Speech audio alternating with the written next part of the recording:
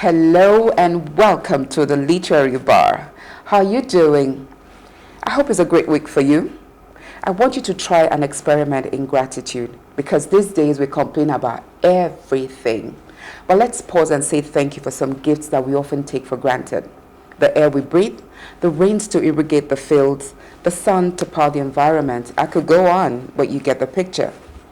Most of all, I'm grateful for the people who provide services that we do not often appreciate. I'm talking about public servants. My guest today falls under the category of public service because he has a commitment and a passion for educating children. Grab your drink and join us after the break.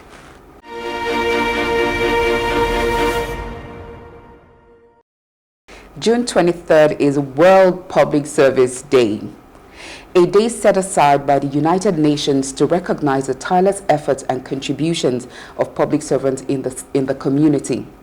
During the COVID-19 saga, the world acknowledged the importance of the essential workers, men and women who have devoted their lives to the development of the society.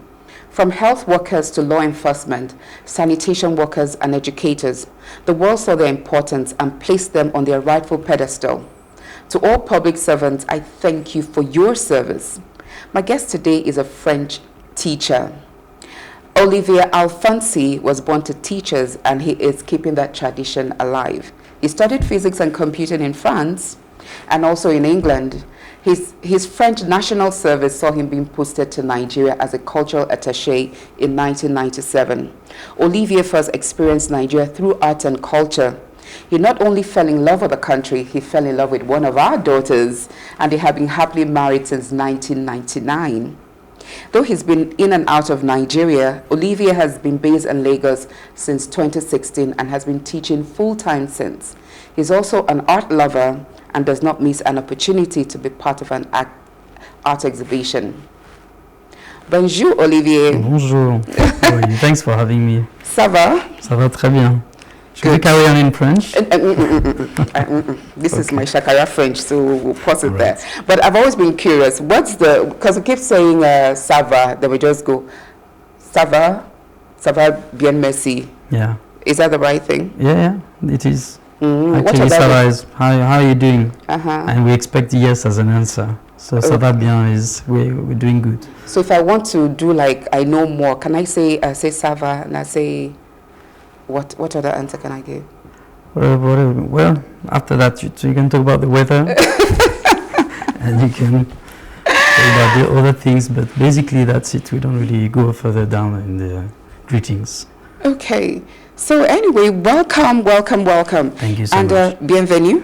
Merci. Yes, good. So I'm just trying to impress people that I know what I do not know. But you've been in Nigeria since you got here in 1997? Yeah, October 1997. For your youth service? Yeah. How do you do youth service in Nigeria when you're a French citizen? Well, there was two options. I could go to the army and be there as a soldier, but look at me, I don't really look like a soldier. So, and Napoleon Bonaparte. Yeah, he was, and he was from Corsica. I'm from the same region of France as me, actually. Okay. But anyway, I was not much into the army thing. So the other option was to do a longer period, but outside France, and you were posted by French government. So I asked to go to Argentina. Okay. And that's why I ended up in Nigeria. In Nigeria, okay. I never regret it. We're happy to have you here. Thank you. Yes. You know, being that you're an in-law. Yeah, I am now, yeah. But you studied physics and computing, and somehow you're a French teacher to little children. How? Well, I studied physics, so that helped me come to Nigeria, because at the time, I was a cultural animator at the French Cultural Center back then, and they needed somebody to be in charge of publishing their program. Okay. So they needed a bit of knowledge, that required a bit of knowledge in computing, which I had, so that's how I got the job. And then, since I was in love with Nigeria, and I started doing computing in France, but after a while I got bored talking to computers only, and I said, okay, let me try teaching, since this is a family thing. So I just tried to go there, and I started teaching, and it was much more interesting than physics actually. Really? Well, so I thought. So And you teach kids. You know, I was saying before we got on air, I can't teach children. I have no clue. well, there are trainings. I mean, we can train you. If you are I'll be the eighth wonder of the world. No, I think you need to have a passion for it. I mean, a will to do it. And then, of course, you are being trained, and they are telling you how to make it in such a way that kids will be learning. You have to entertain them at the same time. I mean, it's intelligent entertaining, so that they learn while having fun, but not too much fun. Not, you know. So we just balance things. Teaching is such a blessing to every community. That's why, I mean, with the UN honoring teachers on June 23rd, because I don't know where all of us will be without our teachers. Even though teachers are not acknowledged, you know, when a child says, I'm going to become a teacher, the parents will be like, after all this money I'm spending, you want to go and teach? What does that even mean? So how is teaching in Nigeria compared to France? I would say there's not much difference. Okay. The real difference is we have a lot of, I'm lucky to be, I teach at French school. We teach the French curriculum in French. So I use my own language to teach. And we have a lot of nationalities, so that's the main difference. Okay. So we have a lot of Nigerians, Lebanese people, French people, of course, but not that many. And then Francophone countries, around African countries mainly. And so it's a community that doesn't have a choice but to live together, spend 7 hours a day together. That's the challenge, and I love it. I love it because we are seeing them evolve.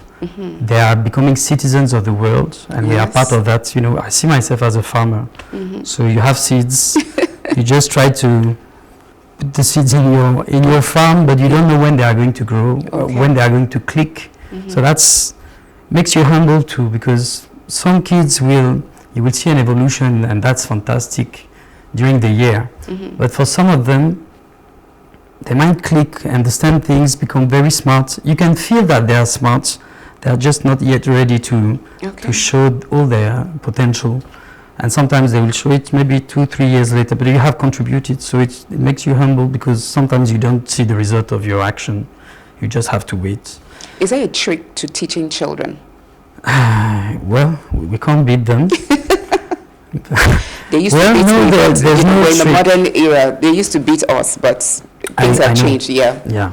Did they used to beat in France when you were small? Long ago, but no, not when I was small, no. Before you were already abandoned that. But my father, I think they used to, once in a while. Yeah, here's a teacher.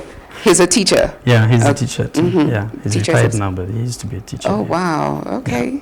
That's... he used to teach English actually. Oh. Yeah. Oh, for my secondary, God. so... I love teachers. I mean, teachers mean everything to the world. But, this is a book show, and then, of course, as books we talk about, it's teachers who teach us how to read. Now people complain that young people are not reading enough. Is that your observation, or is there a way you encourage them to read as a teacher? Yeah, we try to make them read every day. They have access to the school's library. So every week they borrow at least one book. Then they have to make a presentation so that we make sure that they have actually read the book. Then we read books to them too, ask questions about it so that they get the interest. And then the parents have the role to play too. So it depends on the parents. We can't be inside the families, but we can advise them to read to them. The thing is, if you see your father or your mother reading, then you are encouraged to read. But if the parents are never reading, then that's difficult to tell your child you should do something that you are not actually applying to yourself. So, But now with the gadgets that are taking over parenting and child minding, how does that work? Because every child has a laptop. We encourage them to limit that time. Have limitations. And I actually saw one trick that I found very interesting. There was a journalist who said that in France. To help her kids read. They took a moment, like 15 minutes a day, maybe during the holiday. All the members of the family read a book, all of them, for 15 minutes. A proper book, not a proper book. Proper book. Yeah, no screens allowed, no Instagram, nothing. And after those 15 minutes, they close the books and they have to talk about what they have read. Okay. All the members of the family. And I think, I've never tried that trick, but I love the idea. Yes. And I'm sure it could work actually. Yeah. So, it's 15 minutes a day. And apparently after a while, the kids are demanding. They say, well, why 15 minutes? Come on, I want to finish my book. I want to go. So they extend it to 20 minutes. Well, all parents are busy. Everybody is busy. But you have to create that time. Yes. You have to and reading, studies are showing that it's developing the brain in a different way screens could ever do. So it's actually making people smarter and more tolerant to each other. You know, there are values that books bring. That's other things. I mean, human interactions can bring too, but it takes more time. So amazing. Okay, now we've talked about you as a teacher. Then I want to move into your life as an art enthusiast, because one of your biggest attractions to Nigeria was the culture and the arts. Yeah.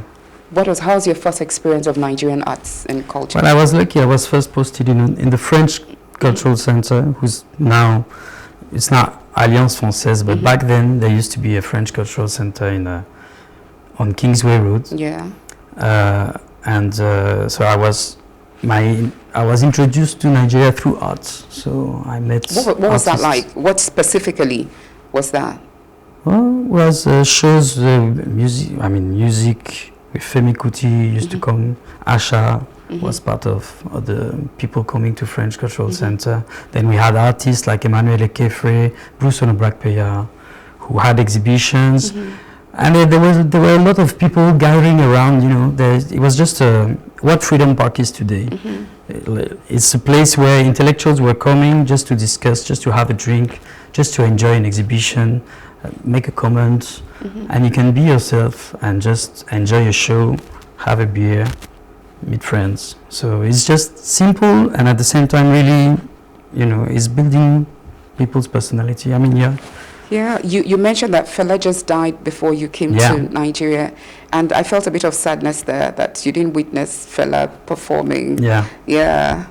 But well, the shrine is still there, so... Yeah, and then back then I went to shrine, it's now Computer Village, it used to be there, Fela's shrine. That's Purple Street. That was exactly, then, Purple Street, yeah.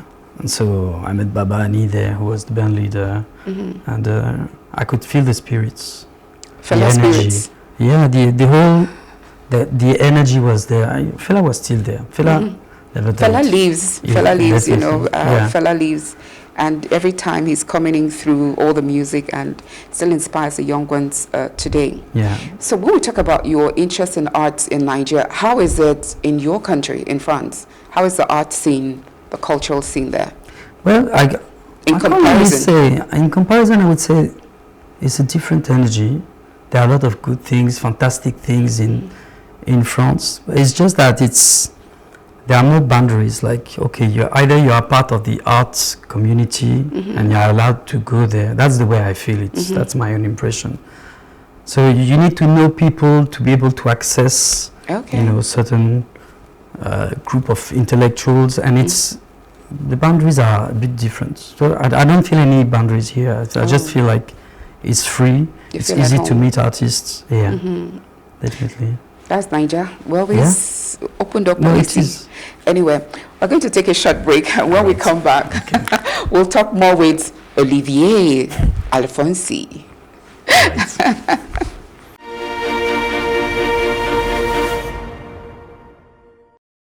Welcome back, or should I say bienvenue, because I'm here with Olivia. Look, I love his name. So, Olivier. Thank you. Yeah. Welcome back. So we're still talking about the Nigerian art scene and the culture from the perspective of a Frenchman who's here, adopted us, married our daughter, and is an in-law and a brother now, right? Yeah, I am. So we're talking about the art scene in France, how you feel that there's a barrier to entry, but in Nigeria it's an open door. Yeah, well, that's my own view. Maybe I'm wrong, Yeah. And in France, if you stay in a village, I mean, I don't stay in Paris, so maybe I'm not doing the right comparison. Okay. Yeah, this is Lagos, so definitely Lagos everything is everywhere. possible. Yeah. Everywhere, just enter, no problem. But so, have you developed any of your own talents, art-wise, music, dance, anything? No, my own talent is to go and watch other people's talent. No, there are people that are greatly talented, and I love to see their evolution. I've seen Segun Adesfila's Crown Troop, for example. Yes. The way to me, I compare him to Fela because he's just taking people that are not known. He provides the shelter. He just builds their personality. They have to act. They have to dance, even if they didn't know how to do it before. And then they perform, and the performances are amazing, always amazing. And he's taking care of the way he's taking care of them. And then they grow up, and then they become people. He actually, if you remove Segun Adefila from Bariga, there's no theater. But now there are about 50, 60 companies. They are all related, more or less, with Segun. Or they know somebody from Crown Troop who encouraged them to build their own company. So I love that spirit. That the way he's has done this, and like, for example, there's Baba Yaro who is the owner of Kings and Queens Academy.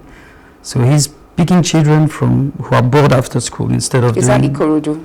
It's still Bariga. Bariga, okay. Bariga Akoka. Okay. And he teaches them how to perform arts, and they are doing amazing plays. I was lucky to work with them in the course of my job, so we actually had a project together. And so he too is taking care of kids, and then he's making sure that even when they become teenagers, they have a training, they can learn a proper job, do something aside from their passion, so that they can live and survive. And I love that energy, and I love seeing the evolution of these kids who were 8, they are now 16. They always greet me like, it's amazing. Olivia, that's another way of keeping children, at-risk children, out of trouble. Definitely, arts and culture is helping a lot. And Theo Lawson is doing the same with Freedom Park. Kids around can come in. They are protected. They are in a cultural environment. They can have fun there. They can discover whatever they are interested in. The dance. They can see drama. They can just hang around. They know it's a safe place, so it's helping them a lot too. So from the 90s that you were here, how do you see the evolution of the art scene in Nigeria? 90s? It's exploding. Oh, It's the only thing I don't really. A lot of things are happening on the island, and I think more should happen on the mainland. Though maybe I'm not exploring mainland enough, but I just think like that what? Like what specifically? What do you think is missing on the mainland that it's more on the island? Well, you want a book, you will find it on the mainland, on the island. You want to see a concert, a stage play. Most times, you are sure that you will find it on the island. I'm including Freedom Park, which is Lagos Island, but it's still. Aside from that, you have to dig for the information to be able to see something on the mainland. On the mainland. Yeah. Well, I think maybe that's a failing also on the side of the government, because if they provide the space and the opportunity, maybe people will come there and set these things up. Probably. Like, of course, children should not be denied access to opportunities. Like in Agege, there's a lot of land, Iju, all these places. So maybe there's something they will explore. And art as exhibitions. Most of the galleries are in Victoria Island or Ikoyi. I would say like 90%, maybe Lekki phase 1, 2, but that's still the rich side. Let's put it that way. Yeah. Okay, that's almost like it's elitist. Yeah. That's why it's on this. Yeah, I guess on the mainland where, of course, poverty is more endemic. Can you imagine a parent who has to send the child to go and hawk or something, say you want to draw, be like, what are we doing with that? Until somebody discovers the child, and then that grows. But all in all, I recognize what you're saying, the importance of arts and culture in driving development and growth, especially amongst the youth. Yeah. Because it's said that Nigeria has more of a youth population than any other place. And if we don't harness this talent, it might just, if it goes the wrong way, it's really, really going the wrong way. But I must quickly mention that during the enthusiast protests, Governor Ambody at that time, or some governor, had built something around Ikeja, but the people who were protesting set it on fire. Did they? Okay. Yes, there was something that happened, maybe a theater or an amphitheater or something like that that was burnt up, but it was art related. But anyways, so we've come to the part where I also find interesting. Books, you brought some books to show me some of the... Actually, yeah. Yes, but these are some of the books by Nigerians that you found quite interesting. When you were reading out some of them, like, I don't even know these books, so I'll be borrowing this too. Okay. Yeah. Son of the House, very interesting story. It's a drama. It's two women are abducted. Oh, and wow. so they stay together in the same room, and so they tell each other their lives. And we don't read the back of the cover because that will reveal too much. But they just discover that their lives are actually connected more than what they thought they would. And it's showing the differences between, rich Nigerians and the poor ones, and the other one is completely different. It's this one I'm keeping to like Ekonke. Yeah. Your wife is from Akwa Ibom, yeah. And so this is... And this is a collection of tales from Akwa Ibom. Okay. Yeah, this author. Did you got interested in this because you're married to an Akwa Ibom lady? Yeah. Okay, so you're bonding with the in-laws through literature. Yeah, and I'm interested in Akwa Ibom culture and Yoruba culture as well. And I think it's there is literature about it, but not that much. Okay. And I think it deserves more. It's still very oral, and this is a book for children. Okay. And I think that youth literature is still something that is yet to boom in Nigeria.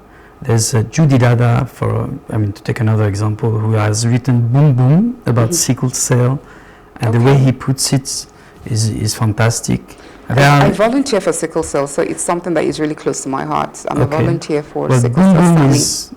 He won a prize maybe 3-4 years back. Oh, wow. And Judy Dada is a fantastic author too. I will.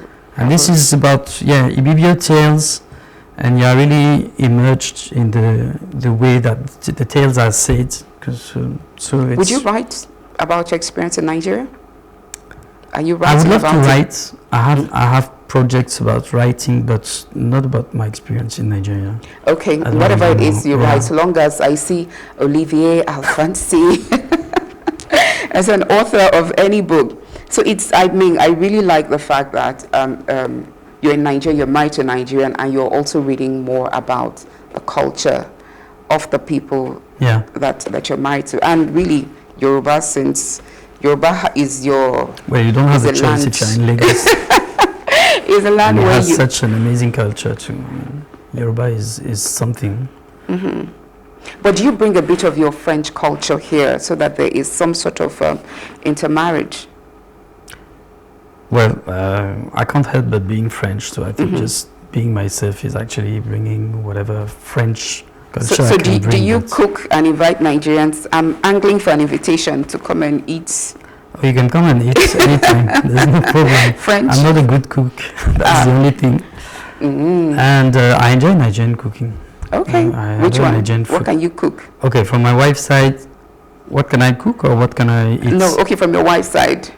Edikaikong, afang soup, atama, egg bangkoko. Then I love, in Lagos, I love ewedu and amala and all these soups, white soup, all these things. Well, white soup is not really Yoruba, but... Yeah, it's son of the soil, yes. So can you cook any Nigerian food? Nope. Oh, not even pepper soup. Just gather fish, put pepper, and you don't try now. Yeah, the thing, I'm lazy. Let's put it that way. I've never tried. Lazy. Yeah, I can be lazy too. Yes. Oh my goodness, it's really interesting talking to you and seeing how, you know, at the beginning of the show I was talking about being grateful for things, and you're here a foreigner immersed in the Nigerian culture and you're enjoying it. Most Nigerians want to leave the country. They want to japa. What message do you have for Nigerians who want to? I don't feel in the position where I can give advices. I really understand those who want to jackpot. I'm coming from the country where they want to go to. So I know that there is lights, electricity, all the basics that we don't have often in Nigeria. I mean, not regularly enough. So I really understand that need. And I'm wealthy. You need money if you're in Lagos. So I'm not super rich, but I know I'm wealthy. I know I have enough money to go to a show. I can pay the tickets. I can invite someone. So that helps. And I have a lot of friends who are struggling, and I completely get the thing that, I mean, the idea of jackpotting. Yes. So I can't blame, and I can't go against that advice that maybe grass would be greener up there. I'm not sure, but if they want to try, it's. But then there are good things in Nigeria too, and I admire those who stay despite. That is from Toyin Akinosho. Despite Nigeria. So he mentioned that during Femi Odugbemi's birthday one day, and some guys are actually saying, "Okay, this is Nigeria. This is my country. It's going to be hard. I'm going to suffer. There are plenty of things that are wrong, but let me do my part. Let me play a role there." So Theo Lawson, Jaman Anikolapo, Femi Odugbemi, my friend Muyiwa Majekudomi, all these people, they decided to stay. They said, okay, maybe I could have a better life out there, but this is my country. I want to contribute. So I want to bring my contribution. And a lot of them did, and it helps to, you know, it helped Nigeria to become what it is today. I mean, I'm talking about the cultural side. There's no Freedom Park without Theo Lawson. There's no Bariga Theatre without Segun Adefila. There's no Nollywood the way it is without Femi Odugbemi. Journalism without Jamal Anikulapo, the way the Labaf he does. I'm sure you know about Labaf. And so I read too. Nigeria is about Nigerians making it. Yes. And they just prove that it's possible. But it's taking a lot of energy, and it's not always successful. So I understand both feelings. But it will be worth it. If we stay and give it our best shot. I think so. And Femi Kuti, I forgot to mention Femi. And Femi there are so many of them. If you have to mention all the great people, we'll run out of them. The list will be endless. Invariably, Nigerians are good people. And people that are touched, associated with Nigeria, are also good people like Olivia. Thank you. What's your wife's name? Let's give her a shout out. Okay, Tina John Peter. Tina John Peter. That's her Hi, name. Tina. And you have 3 beautiful children. I do, Yes, what are their names? Giselle, Adele, Emeline. Okay. To all Olivia Alfonsi family. They are grown-ups now. So yes. I mean, children will never be too grown for their dad. You're still a young man, so I don't know. So thank you so much. Merci beaucoup. Merci à vous. Thanks for having me. It's such an honor to have a teacher here with me. I really appreciate your time. This has been a happy experience for me. Really, it makes me feel jolly. That's a French word, right? Jolly. Jolly, you are. Very jolly. So, and to you out there, merci. Thank you for watching. I hope you had a fabulous time watching and learning. Remember that the literary bar is always open. So please follow us on Facebook, X, and Instagram, and do subscribe to our YouTube channel at Plus TV Africa. You can watch us on DSTV channel 408 and on YouTube. Make a life a great story. My name is Chinedu. Au revoir. Au revoir.